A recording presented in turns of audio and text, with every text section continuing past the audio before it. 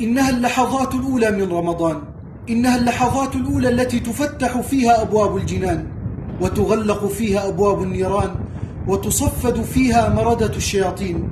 إنها اللحظات الأولى التي نعيش فيها مع أريج رمضان وتهب علينا نسائم الشهر الطيب المبارك. إنه رمضان، وما أدراك ما رمضان. رمضان شهر تقال فيه العثرات وتجاب فيه الدعوات وترفع فيه الدرجات وتحط فيه الخطيئات وتقال فيه العثرات. إنه شهر التقى، شهر العفاف والغنى، شهر الله العظيم. إنه الشهر الذي يود ملايين وملايين الملايين من الأموات أن يدركوا منه لحظة واحدة. روى طلحة بن عبيد الله أن رجلين قدما على النبي صلى الله عليه وسلم وكان إسلامهما جميعا، أي أسلما في وقت واحد، وكان أحدهما أشد اجتهادا من الآخر. قال: فغزا المجتهد في سبيل الله وقاتل ثم قتل.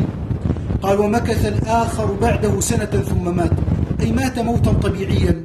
قال طلحة: فبين أنا نائم إذ أنا عند باب الجنة إذ بالرجلين.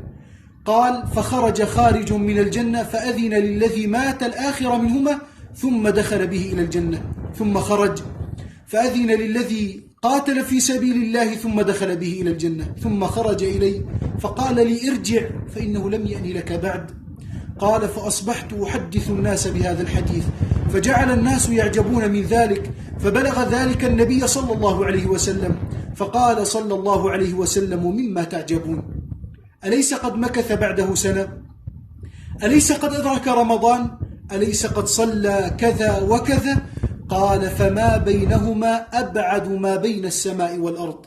فيا باغي الخير أقبل على الله، فيا باغي الخير أقبل على الله، أقبل على هذا الشهر المبارك وأنت تقول بلسان الحال والقال: لئن الله أشهدني ليل رمضان ونهار رمضان ليرين الله مني ما أصنع. يا باغي الخير أقبل ويا باغي الشر أقبل.